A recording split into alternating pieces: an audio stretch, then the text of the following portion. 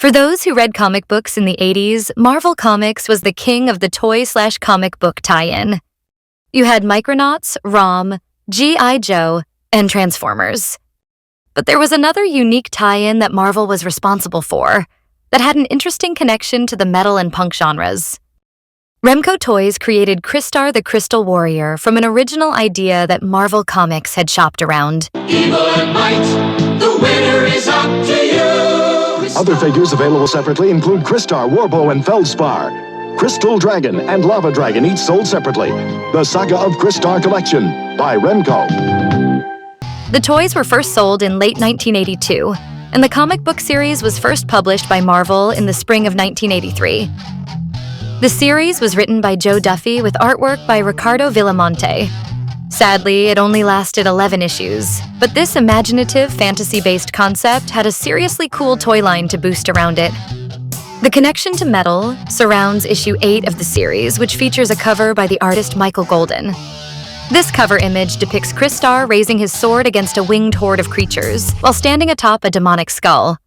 That demonic skull has become iconic after the punk metal band Samhain borrowed the image for their logo. In fact, frontman Glenn Danzig took it one step further when Samhain dissolved and became Danzig, bringing the skull design along for the ride. Obviously, Glenn Danzig, who also founded the famous punk rock act, the Misfits, is a longtime comic book fan, so the connection does make sense. But we're curious as to what Michael Golden has to think about this, or if Marvel Comics has any reservations regarding copyright infringement. Unfortunately, this wouldn't be Glenn's first time using another artist's work without their permission. In the 90s, H.R. Giger sued Danzig over the unlawful use of his artwork on some of their merchandise.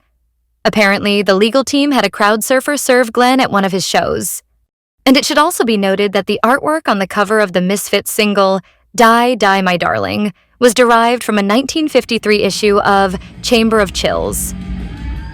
But regarding the appropriated Crystar art, ultimately, nothing has ever resulted from the lifting of the image, and Glenn Danzig has gone on to a very successful career in music.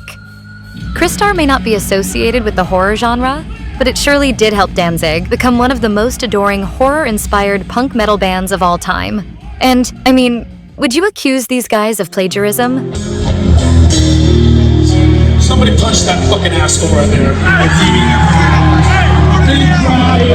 It's me. When I tell somebody I'll bust their head open if they screw with me, I'm not lying. No thanks. Oh, before we go, I'll leave you with a little riddle. Now, although Danzig may have sampled part of a comic book cover for his band's logo, there was one proto-metal artist that had one of his earlier hit songs made into a completely new Marvel character. Can you name this frontman, his band, and the comic book character in question? More on this in a future episode of Horror Metal Flashbacks. See you then!